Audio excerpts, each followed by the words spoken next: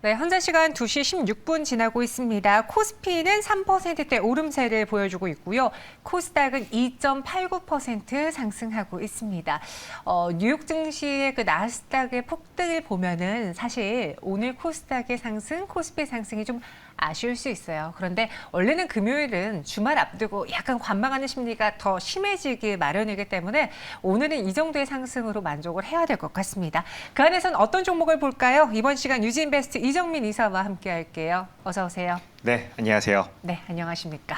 세 가지 상황실을 같이 분석해보죠. 바로 만나보실까요? 현대 미포조선 빼고 조선주 다 팔아라? 라는 내용이 있었습니다. 조선업황에 대한 증권가 시선이 여전히 부정적이에요. 그러니까 선가 상승이 멈추고 신규 수주가 줄어들었다. 이 점을 네. 좀 꼬집는 것 같던데요. 네, 맞습니다. 최근에 이제 그 엇갈린 전망들이 지속적으로 조선 관련 섹터에서 좀 나오고 있는 게 가장 큰 특징이 아닐까 이렇게 좀 생각이 됩니다. 특히나 그 전반적인 경기 침체에 대한 그 위기감을 그 주가는 좀 선반영해서 현재 좀 흐름을 보여주고 있는 게 아닐까 저는 좀 이렇게 좀 생각이 되고요. 특히나 그 11월 1주차 그 신조선가 지수 같은 경우에는요, 161을 기록을 한 것으로 현재 알려지고 있습니다. 161이라는 그 지수 자체가 지금 현재 6개월째 이어지고 있기 때문에 그만큼 신조선 조선가에 대해서 관망하자는 의견이 훨씬 더 많은 게 아닐까 저는 좀 그렇게 생각이 되고요. 특히나 이 선조별로 약간 본다라면은 시장에서 그동안 가장 코로나19 이후에 인기 있었던 게 바로 컨테이너선과 벌크선입니다. 근데 이 두 가지 같은 경우에는 지금 현재 그 성가 하락이 좀 지속적으로 좀 이루어지고 있습니다. 그래서 신조선가만 좀 하락 중이면 그나마 좀 괜찮게 시장에서는 좀 받아들일 텐데 제일 중요한 부분은 바로 중고성가 자체가 지금 현재 추세적인 하락을 이제 시작을 했다는 부분을 가장 좀 포인트로 좀 시청자 여러분들께서도 좀 기억을 해주시면 될 것 같고요. 하지만 그와 반면 LNG선 그리고 VLCC라고 하죠. 그 초대형 유조선 같은 경우에는요. 아직 가격이 유지가 되고 있는 상황입니다.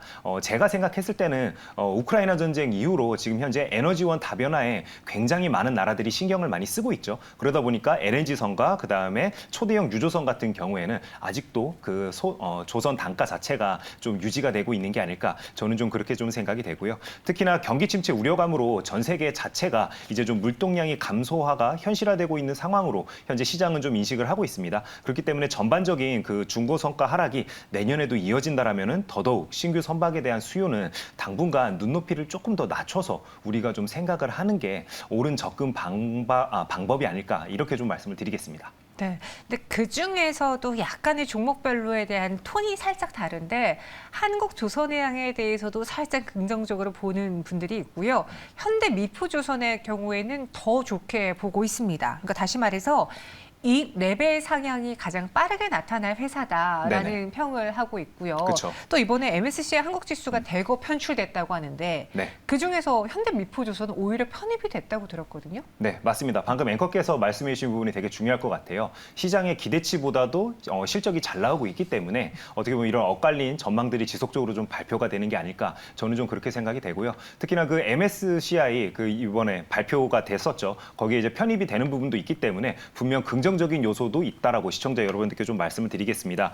특히나 그 증권사들이 동사에 대한 이익 추정치 상향을 현재 이어나가고 있는 상황입니다. 그래서 SK증권 같은 경우에는요. 동사의 목표 주가를 기존에 97,000원이었는데요. 이번 발표에 의하면은 105,000원으로 오히려 좀 상향을 시키는 모습을 보여줬습니다. 이유는 굉장히 간단합니다. 기존에 굉장히 많은 수주 물량을 확보한 것으로 알려지고 있죠. 그래서 이 수주했던 물량의 공사 진행이 예상보다 현재 빨리 진행이 되고 있습니다. 그러면서 매출 인식도 굉장히 가속화될 수 있다라는 전망이 나오고 있는 상황이기 때문에 그만큼 영업이익도 늘어날 가능성이 높다라고 현재 SK증권에서는 좀 바라보고 있는 것 같습니다. 그래서 2023년도 내년 같은 경우에는 약 한 1,800억 원 정도 순이익을 좀 예상을 했는데요. 현재 추세대로 만약에 이어간다라면은 2,750억 원을 달성할 것으로 보여지기 때문에 굉장히 그렇다면은 기존 전망치보다는 훨씬 영업이익이 확 늘어나는 모습을 좀 볼 수 있을 것 같고요. 그다음에 2024년도에는 3,051억 원까지도 이제 순이익이 증가할 것으로 현재 예상을 하고 있습니다.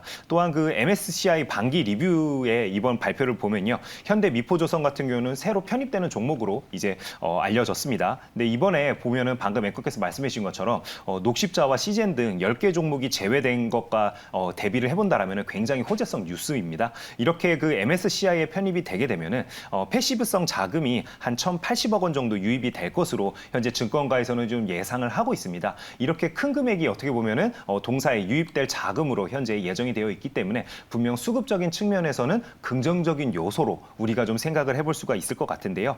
지수 변경일 같은 경우에는 다음 달 1일입니다. 그렇기 때문에 우리 시청자 여러분들께서도 동사의 종목을 접근할 때는 이런 기준되는 날짜들을 우리가 좀 미리 체크를 해놨다가 내가 언제 매수할지 그리고 내가 언제 수익을 실현할지를 좀 구분해서 대응을 하시면 가장 좋은 전략이 될 것으로 생각이 됩니다. 이번에 MSCI 편입이 12월 1일부로 네. 리밸런싱이 됩니다. 수급에 대해서는 우호적인 현대 미포조선이에요. 그럼 오늘장도 현대 미포조선은 6%대 올라주고 있잖아요. 그렇죠. 네. 조선 업황 자체를 보면은 다소 손이 안 가는데 또 그 안에서 이 회사의 매력과 수급이라는 게 네. 더해집니다. 어떤 포지션으로 가져가야 될지 현대 미포조선에 대한 대응 전략을 세워보죠. 네, 제가 시청자 여러분들께 말씀드린 한 줄 평은요. 기술적으로 대응하자. 이렇게 좀 말씀을 드리겠습니다. 이렇게 엇갈리는 전망 속에서도 분명 긍정적인 요소는 있습니다. 그래서 제가 봤을 때는 MSCI에 일단 편입된다는 것 자체가 네. 긍정적인 요소 중에 하나이기 때문에 그리고 동사의 주식 같은 경우에는 충분히 지금 현재 최근에 어느 정도는 좀 조정이 나온 상황입니다. 그렇기 때문에 기술적 트레이딩으로는 접근이 가능하다. 이렇게 좀 생각이 되고요. 그런 의미에서 제가 추천드리는 매수점 가격은 21선 부근인 93,000원으로 제가 시청자 여러분들께 좀 말씀을 드리도록 하겠고요. 목표 가격은 105,000원으로 설정을 좀 해보도록 하겠습니다. 손절 라인은 직전 저점이 88,500원입니다. 그래서 88,500원을 만약에 장중에 이탈하게 된다면 손절로 대응하시면 될 것 같습니다. 네, 그래서 기술적으로 대응하자 목표 주가는 105,000원, 손절가는 88,500원으로 제시해 드렸습니다. 꾸준히 들고 가는 것보다는 현 구간에서의 기술적인 대응이 더 적합하지 않겠느냐. 현대 미포조선 살펴봤고요. 두 번째 상황실 만나보시죠. 30만 원 다시 뚫었다. LG이노텍의 주가 동력은 무엇일까요?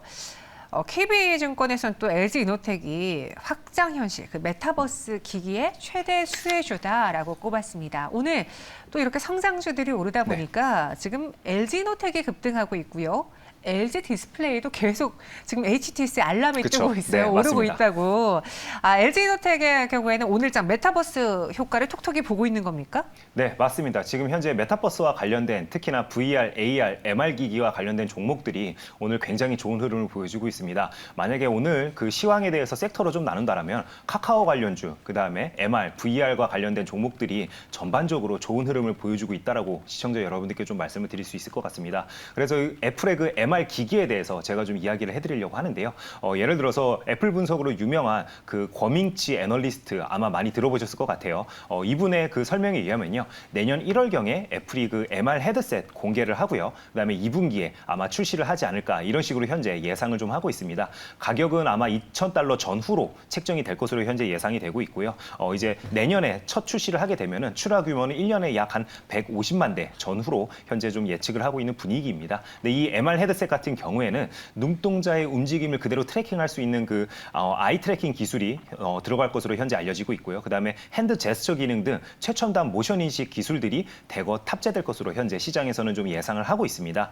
이런 기술들이 결국 구현이 되려면요. 특히나 입체감 있는 3D 영상은 필수겠죠. 그렇기 때문에 당연히 그 3D 센싱 모듈이 탑재될 것으로 현재 보여지는데요. 동사 같은 경우에는 3D 센싱 모듈이 이제 좀 탑재되지 않을까 이런 식으로 시장에서는 유력하게 좀 생각을 하고 있습니다. 이유는 굉장히 간단합니다. 이미 동사 같은 경우에는요. 그 3D 센싱 모듈 같은 경우에는 전 세계 시장 점유율이 90%에 이를 정도로 기술력과 점유율이 독보적으로 현재 높은 상황입니다. 거기다가 지금 현재 그 이미 메타의 VR 헤드셋에도 동사가 모듈을 납품한 이력이 있기 때문에 관련 업계에서는 기술력도 굉장히 인정을 좀 받고 있다라고 우리 시청자 여러분들께서 좀 생각을 해주시면 좋을 것 같습니다.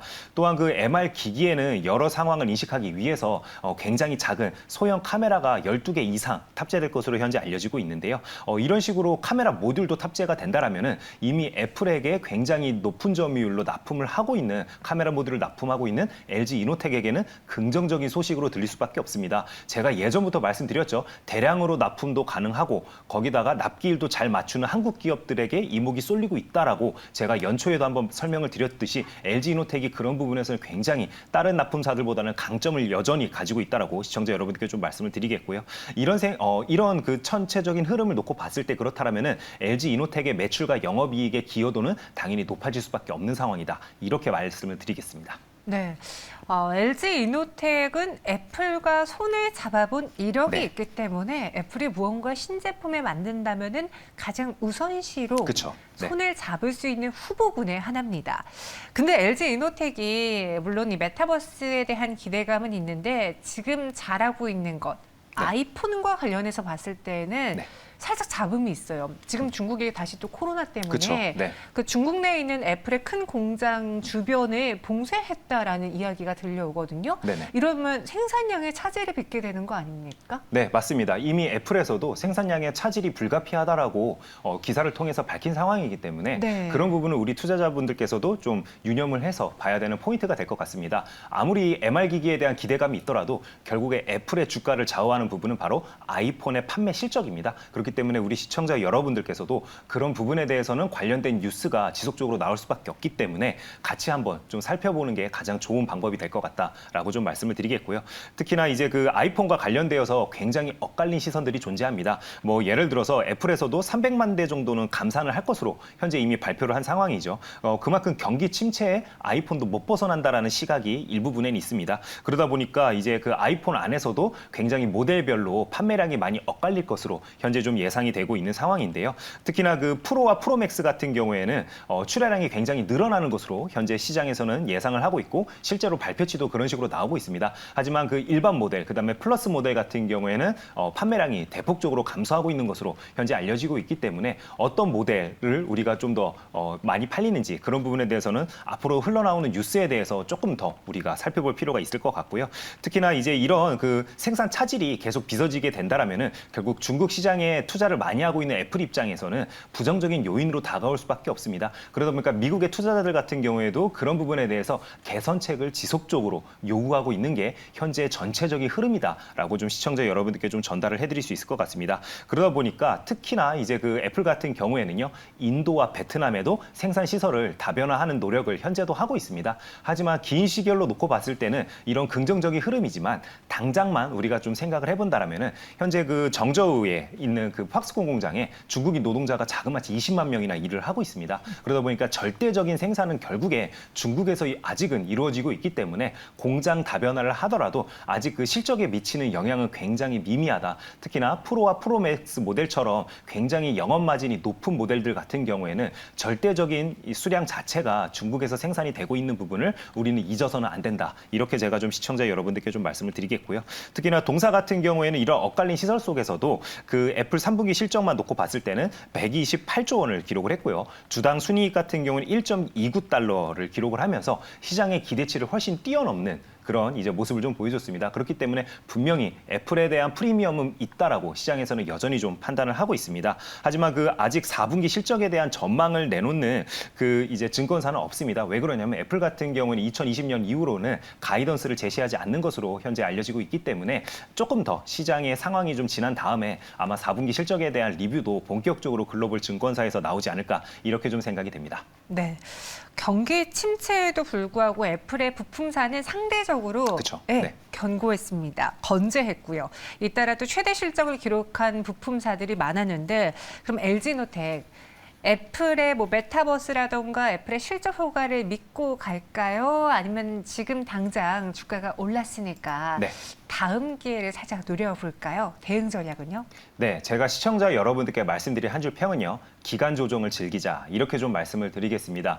일전에 제가 그 연초에 아마 LG 이노텍을 굉장히 많이 시청자 여러분들께 언급을 좀 해드렸던 것 같아요. 그만큼 이슈의 한 가운데 있었던 종목 중에 하나였기 때문에 그런 식으로 좀 언급을 좀 많이 해드렸었는데요. 그 당시에도 제가 말씀드렸던 부분입니다. 120선 부근 이렇게 깨고 내려왔을 때 매수를 하고 그 다음에 40만 원 부근에서 만약에 뚫지를 못한다라면 적극적인 수익 실현 구간으로 좀 설정을 하자라고 좀 말씀을 드렸던 걸로 제가 기억을 하는데요.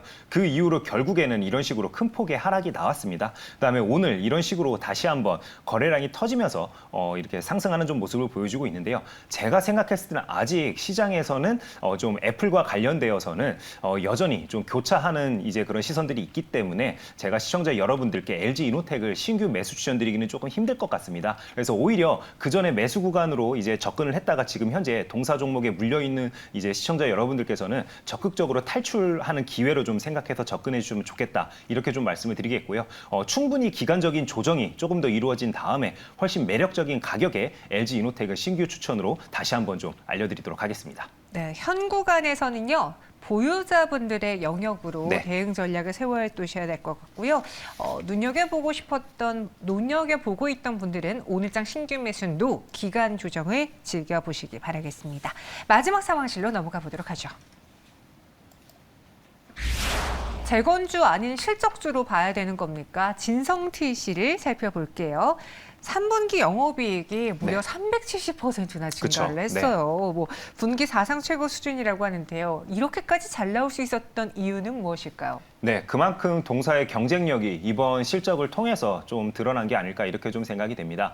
대표적으로는요, 일단은 고환율에 당연히 수출 기업이기 때문에 수혜를 봤다는 부분도 우리가 부인할 수는 없을 것 같습니다. 하지만 그 외적으로도요, 예를 들어서 판가 인상에 대한 부분, 물가 상승에 대한 판가 인상을 그대로 고객사에게 전가를 시켰다는 부분을 가장 높은 좀 증권가에서는 좋은 이제 그런 포인트로 좀 인식을 하고 있는 것 같고요. 그다음에 운송비 같은 경우에도 어쨌든 지속적으로 2분기 때 피크를 찍고 빠지고 있는 상황이기 때문에 이런 운송비적인 측면에서도 많이 절감을 됐던 게 아마 동사의 호실적을 발표하는 데 큰 공헌을 한 게 아닐까 이렇게 좀 생각이 되고요. 그러다 보니까 분기 최고 이익을 이번에 좀 달성을 하면서 이런 호재성 뉴스가 나왔다라고 시청자 여러분들께 좀 말씀을 드리겠습니다. 그래서 3분기 매출 같은 경우에는요. 1,416억 원을 기록을 했습니다. 전년 동기 대비 38% 증가한 수치이고요. 영업이익 같은 경우에는 193억 원을 기록을 하면서 전년 동기 대비 370% 증가하는 모습을 좀 보여줬습니다. 그래서 4분기 같은 경우는 지금 현재 증권가에서 예상하기로는 이제 매출 같은 경우는 1,390억 원을 기록을 하면서 전년 동기 대비해서 13% 증가할 것으로 예상을 하고 있고요.